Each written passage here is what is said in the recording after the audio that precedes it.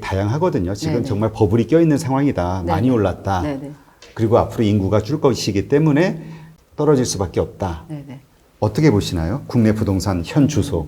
일단은 이제 현 정부 들어서 이제 21번째 대책이 발표될 정도로 그 정도로 이렇게 그 부동산이 굉장히 부동산이 굉장히 급등을 했다라고 이제 보시면 될 것 같은데 또 이번에 또 6월 달 들어서 또 다시 반등의 여지가 조금 보이다 보니까 다시 또 9억 원 이하도 규제를 하겠다라는 내용으로 또 규제를 하겠다고 또 이제 내용이 또 신문에 나오고 있더라고요. 그래서 그렇게 되면 또 22번째 규제책이 나오는 건데 최근에 또 이제 발표된 또 정책들 5, 6 정책이나 5, 11 정책을 보게 되면 5, 6 정책의 골자는 이제 향후 3년간 수도권에 22만 호, 그 다음에 서울에는 약 7만 호 정도를 3년간 계속 공급하겠다는 그런 이야기고요. 네. 또 한 가지는 그 투기 수요를 좀 차단하고 그리고 이제 실수요자 위주의 실수요자에게 집을 공급하겠다 이래가지고 과거에는 이 분양권을 이렇게 매수를 하게 되면 분양권을 사게 되면 6개월 전매 제한 기간이 6개월만 지나면은 전매를 할 수가 있었거든요. 근데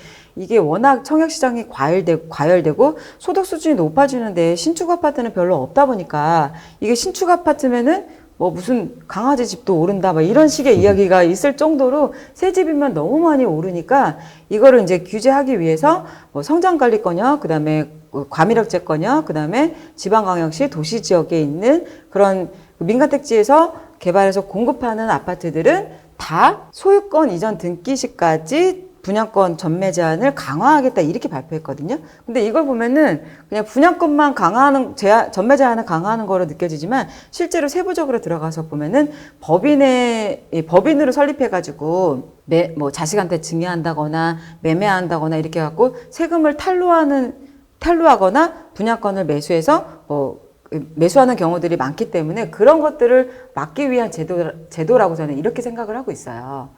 그런데 이렇게 해서 계속해서 지속적인 규제를 함에도 불구하고 6월 1일 이제 종부세하고 재산세, 그러니까 보유세에 대한 이슈가 이제 사라지고 나니까 그 전에 4월달, 5월달까지는 그래도 급매물들이 나오면서 조금 약간 서울부동산 같은 경우는 약간 하락 추이가 있었거든요. 9억 원 미만은 아니지만. 근데 약간 하락하다가 한 9주 연속 살짝 하락하더니 다시 6월달 들어서 이제 종부세나 재산세 세금 이슈에 급매물들이 사라져버리니까 얘네들이 다시 반등을 하고 있는 거예요. 그러니까 9억 원 이하도 지금 규제를 하겠다. 이런 식으로 이야기가 나오는 상황이거든요. 그래서 지금 같은 경우에는 앞으로의 정책이 9억 원 이하까지도 규제를 할지 말지 이런 부분들을 좀 면밀히 좀 살펴봐야 되는 상황이다 이렇게 보고 있습니다. 네. 그러니까 이제 보통 부동산 투자할 때는 정부의 정책이 되게 중요하잖아요. 그렇죠. 정부의 기조가 억제하겠다라고 하면은 네. 뭔가 계속 새로운 정책들로 네. 억누르려고 할 테니까. 네, 네. 그러니까 지금이 과연 투자할 시점인가라는 질문이 생길 수 있거든요. 지금 상황에서 조금 초보자 입장에서는 들어가기가 약간 애매할 수도 있어요. 이제 애매할 수도 있는데 제가 이제 항상 말씀을 드리는 것처럼 부동산은 예를 들어서 초보자가 뭐 상승기나 하락기를 전문가들도 상승 하락을 틀리는데 초보자가 상승 하락을 정확하게 예측해서 상승기에만 투자를 할 수는 없거든요. 그렇지만 부동산도 과거 그래프를 보면은 약간의 등락을 하지만 장기적으로는 상승을 해왔기 때문에 어떤 내 집 마련을 한다거나 아니면은 내 노후 준비를 위해서 적당한 집에 투자를 한다라거나 하면은 그런 거는 저는 상관없다고 생각해요. 왜냐면은 장기적인 관점으로 보는 거기 때문에 그래서 저는 절대 부동산으로는 단타를 권하지는 않아요. 왜냐면 부동산 상품 자체가 어떤 거래 비용이 많이 발생하잖아요. 뭐 취등록세도 들어가고, 그 다음에 수리비도 들어갈 수도 있고, 그 다음에 중개수수료도 들어갈 수가 있기 때문에 상품 자체의 특성상 거래 비용이 너무 많이 들어가기 때문에 내가 단기적으로 사고 팔아서 수익을 내는 것보다는 장기적으로 갖고 있는 사람이 훨씬 더 수익을 많이 내는 시장이거든요. 그래서 그런 관점에서 본다면은 지금 투자하는 것도 나쁘지 않다 이렇게 생각하고 있습니다. 지금 정부 정책도 문제지만 지금 코로나 이후 이제 실물 경제가 되게 위축이 돼 있잖아요. 뭐 실적들이 발표될수록 이제 아주 최악의 상황들이 펼쳐질 텐데 그러다 보면은 뭐 부동산 하락은 당연한 거 아니냐 이런 기대감을 갖고 그러니까 하락을 하면은 그때 매입을 하겠다 기다리는 분들이 많이 있거든요. 어떻게 보시나요? 근데 과거에 부동산을 보면 하락할 때 사겠다 그러면은 그런 분들 보면은 하락할 때 오히려 못 사시더라고요. 더 떨어질 거야 이렇게 생각을 하시는 거죠. 근데 이제 그 내 집 마련 하시는 분들은 부동산을 하락해도 안 팔면 하락한 게 아니잖아요. 그리고 또 조금 더 지나면 또 다시 오를 거기 때문에 하락할 때 산다라고 하는 거는 주식의 개미들의 생각과 어떻게 보면 대동소이하다 이렇게 보여져요. 개미들은 분명히 기관의 정보나 이런 것들을 따라갈 수가 없기 때문에 항상 기관에 딸려다니잖아요. 그러니까는 항상 폭락할 때 팔고 폭락할 때 뭐 팔게 되고 상승할 때 사게 되고 이런 거니까 부동산도 마찬가지라고 생각하거든요. 그래서 하락할 때 산다라고 하는 거는 조금 일반적인 사람이라면 좀 쉽지는 않을 것 같고 그냥 좀 길게 보고 투자하는 관점에서 지금 사서 기다린다. 이렇게 생각하시면 좋으실 것 같습니다. 그럼 이제 우리가 보통 조금 거시적으로 봤을 때 경기 사이클이라든가 부동산의 상승, 하락 이런 사이클 같은 게 있잖아요. 네네. 그런 거를 어떻게 빨리 알아챌 수 있는 방법 같은 게 있을까요? 네, 여러 가지가 있죠. 그래서 제가 이번 척에도 썼지만 뭐 여러 가지 장단기 금리 차도 있고 뭐 PMI 지수라는 것도 있고 여러 가지 이제 지표들이 있는데 그 중에 좀 약간 신박했던 게 어떤 부분이냐면 국내 이제 한 카드사에서 1200만 명을 상대로 해가지고 약 한 10년간 조사를 했는데 신용카드 패턴을 읽게 되면 앞으로 경기가 하락할 건지 앞으로 경기가 올라갈 건지를 파악할 수가 있대요. 그래서 제가 이 부분도 그 책에 쓴 부분이라 잠깐 좀 소개를 드리고 싶은데 예를 들면 이제 가족을 부양하고 일을 가장 많이 하는 이제 40대가 운동 관련된 지출이 늘어나면은 그 뒤에 3개월 뒤에 경기가 좋아졌고요. 약국을 많이 가고 건강식품을 많이 사게 되면 그 뒤에 경기가 하락했대요. 이런 식으로 이제 경기 하락과 상승을 미리 예견을 하는 건데 설명을 좀 드리면 20대는 학원하고 유흥시설, 그 다음에 30대는 여행사, 40대는 운동 관련, 50대는 백화점, 60대는 손주들을 위한 장난감을 살 때 그 이후 경기가 좋아졌다고 하고요. 경기가 하락하는 전조 증상은 20대는 책을 많이 사고 편의점을 많이 가면 경기가 하락했대요. 그리고 30대는 대중교통 이용량이 늘어날 때 경기가 하락했고 40대는 약국에 가서 그러니까 돈이 안 벌리니까 머리가 아프니까 약국을 자주 가겠죠. 그리고 약국 가고 건강식품을 많이 먹을 때 그리고 50대는 동네의 작은 소매점이나 소규모 식당에 지출이 늘어나고 60대는 병원 지출이 늘어날 때 그 이후에 3개월 이후에 경기가 하락했다고 하니까 이 부분도 굉장히 좀 재밌어서 제가 준비를 한번 해봤어요. 그래서 이런 그 신용카드 패턴으로도 경기가 하락할 수 있는지 올라갈 수 있는지를 좀 약간 현장성이 굉장히 강한 거라서 좀 빠르게 좀 피부에 좀 와닿을 것 같고 부동산도 좀 얘기를 드리면 부동산 같은 경우에는 입지가 아주 좋은데 미분양이 발생했어요. 그런 경우에는 굉장히 심각하다라고 보실 수가 있거든요.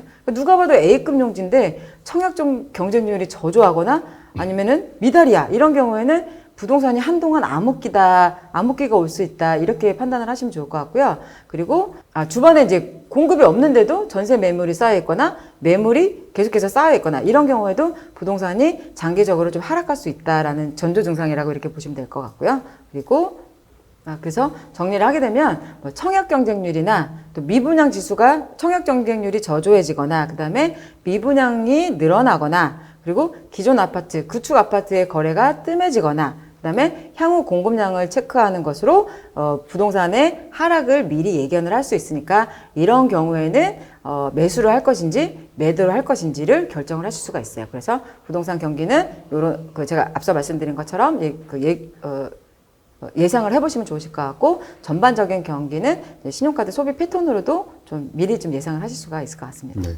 그 PMI 지수 가지고도 뭐 네, 예상할 네. 수 있다고 그러셨던데요. 네. 저는 이제 PMI 지수를 되게 얘기를 많이 하는데 그 JP모건 자료를 좀 잠깐 보면서 좀 설명을 드릴게요. 이 PMI 지수는 사실은 각 나라의 일선에 있는 구매 담당자들이 다음 분기에 경기가 좋을 것이라고 예상하면 물건을 많이 살 거잖아요. 그리고 다음 분기에 경기가 안 좋을 거라고 예상하면 물건을 조금 살 거고 하니까 굉장히 현장성도 있고 전문성도 있는 가장 예민한 경제 지표라고 보고 있거든요.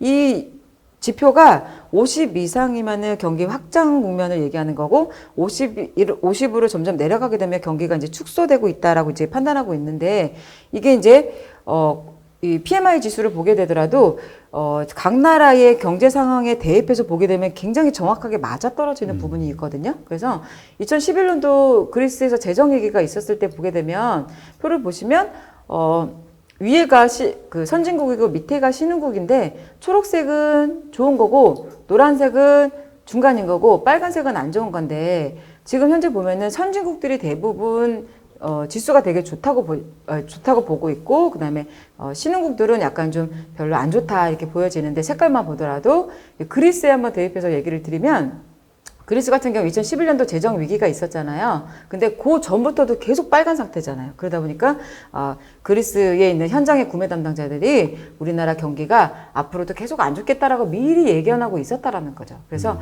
사실은 요거 지수만 JP모건 자료인데 요것만 보더라도 전 세계의 흐름이 어떻게 흘러가고 있다라는 게 대충은 예상이 되거든요. 그래서 요 지수가 지금 현재 우리나라도 2013년도 이후에 가장 최저인 47.3%밖에 안 되거든요. 그래서 우리나라도 경기 축소 국면에 있다 이렇게 판단하고 있습니다. 네. 그러면 이제 이러한 상황 전체 그 거시적인 경제 상황들을 점검을 해보고 이제 뭔가 투자를 결정을 하는 단계로 넘어갔습니다. 네네네. 그랬을 때 우리가 이제 아까 말씀하셨듯이 핵심 부동산에 투자를 해야 되잖아요. 네네. 그 핵심 부동산의 조건이 어떤 게 있을까요? 일단은 경기가 안 좋아도 안 떨어지는 부동산이 좋겠죠. 근데 이제 서울의 예를 좀 들어드리고 싶은데 서울도 지금 좀 많이 올라와 있기는 하지만 서울 같은 경우에는 정치와 경제가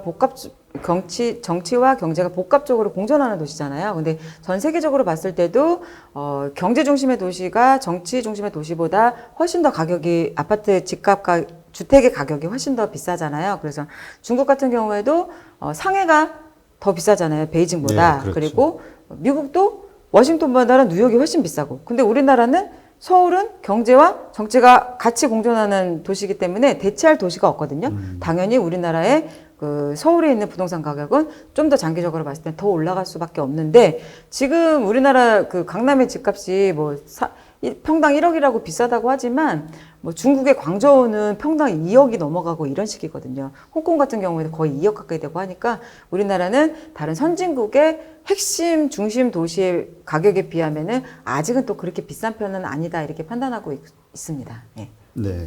그러면 그 서울 가운데에서도 뭔가 좀 뭐 말씀하신 대로 살아남을 네네. 앞으로 계속 상승세를 유지할 수 있는 그 지역은 네. 어디라고 생각하시나요? 일단 저는 영등포하고 그다음에 수서 역세권하고 그다음에 영동대로 복합 개발하는 그쪽을 이제 추천을 드리고 싶은데 일단 영등포는 그 제5차 국토종합계획에서 이제 발표를 했는데 2030 서울 플랜 안에서도 3도심 7구역으로 나눴거든요. 근데 그 중에서도 유일하게 경제 기반형 도시로 이렇게 발전을 시킬 거예요. 그래서 가서 보시면 아시겠지만 아직은 별로 이렇게 인프라가 좋지는 않은 지저분하고 아직 거기가 좀 낙후돼 있죠. 네, 맞아요. 네. 근데 그 2030 서울 플랜에도 보면은 이 서형 물류단지나 아니면 여러 가지 작은 공장이나 공장 시설들이나 이런 것들을 다 옮기고 거기에 지식산업센터 들어오고 첨단 연구센터 들어오고 마이스 산업을 기반으로 하는 마이스 산업센터 들어오고 이런 마이스 복합단지들이 들어오고 이런 식으로 계속해서 고액 연봉자들을 유치할 수 있는 일자리들을 만들어 나갈 거거든요. 네. 그런데다가 또 이 서울과 강남과의 또 접근성도 좋고 이렇기 때문에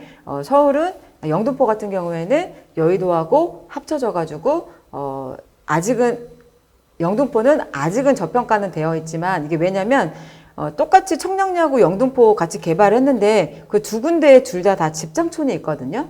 근데 집장촌이 있다라는 거는 그만큼 거래 왕래가 많은 곳에 집장촌이 생기잖아요. 근데 청량리는 이미 다 그 철거하고 고층 아파트들이 올라서고 있는데 영등포 같은 경우에는 집장촌하고 쪽방촌이 분리되는 게 아직은 잘 안 돼서 아직 그게 그 가시화가 안 됐어요. 그래서 아직은 저평가가 되어 있거든요. 근데 영등포는 구축을 사더라도 물론 신축도 좋지만 구축을 사더라도 충분히 또 사업성이 나올 수 있는 단지들이 많으니까 영등포는 아직도 저평가가 되어 있는 부분들이 많으니까 그쪽을 좀 보시는 것도 좋을 것 같고 이제 두 번째는 그 수서 역세권이 이제 굉장히 많이 발전이 되는데 거기에 뭐 여러 군데 일단은 이제 수서역세권에 그 지하철 3호선 분당선, 그 다음에 GTX, 수서광주선, 그 다음에 위례과천선 이렇게 해도 계속 경유를 추진하고 있고요. 그러니까 교통의 요충지가 되는데 제일 중요한 거는 여기에 13만 평 규모의 일자리가 들어와요. 그러니까 네, 근데 판교가 19만 평이니까 조금 작거든요. 근데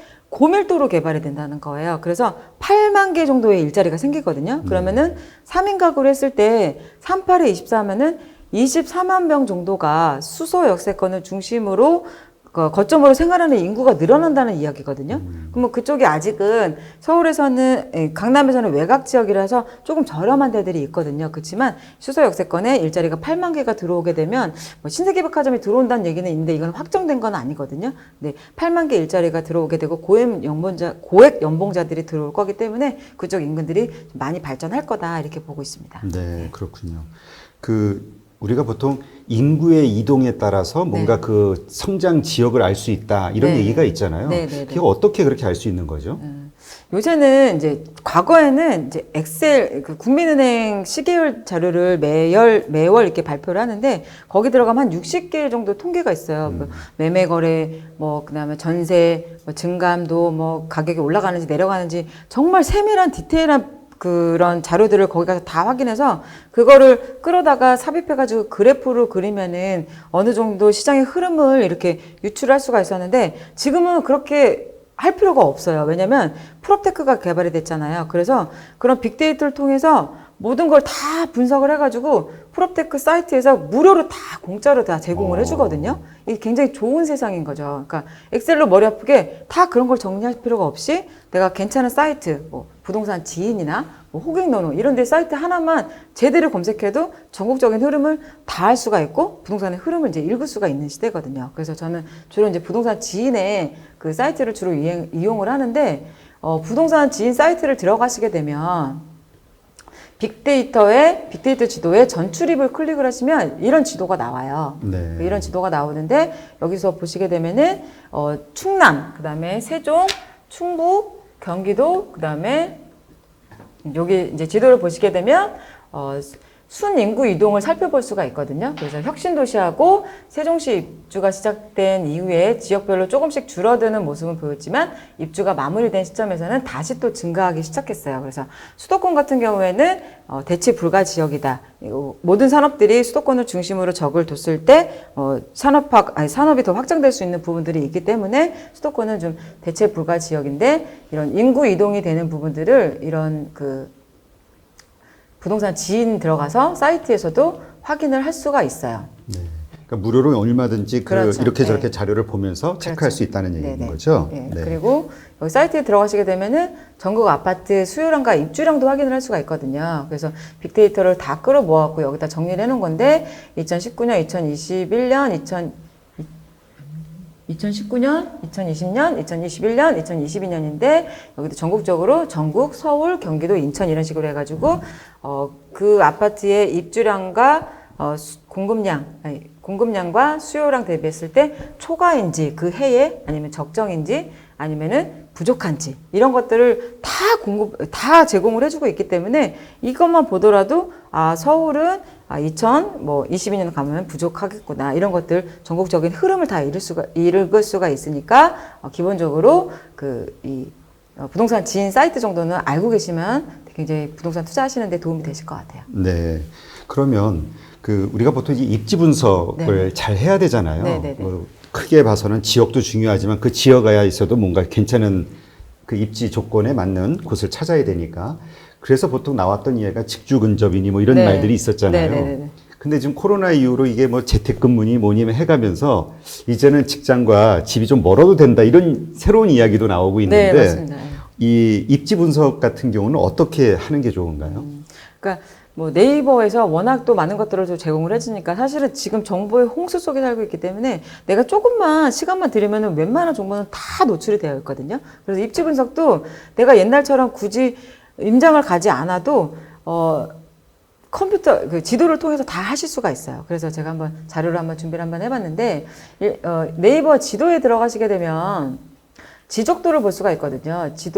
인터넷에 지도를 여시게 되면 그 위에 지적도를 볼 수 있는 걸 클릭을 하실 수가 있어요. 그러면 지적도를 눌러서 보시게 되면 이렇게 색깔이 다르게 지적도가 나오는데 이 각 지구마다 색이 다르게 표시되는데 이 분홍색이 상업지구거든요. 네. 그래서 이런 데가 여기가 강남 테헤란로라고 보시면 되고요.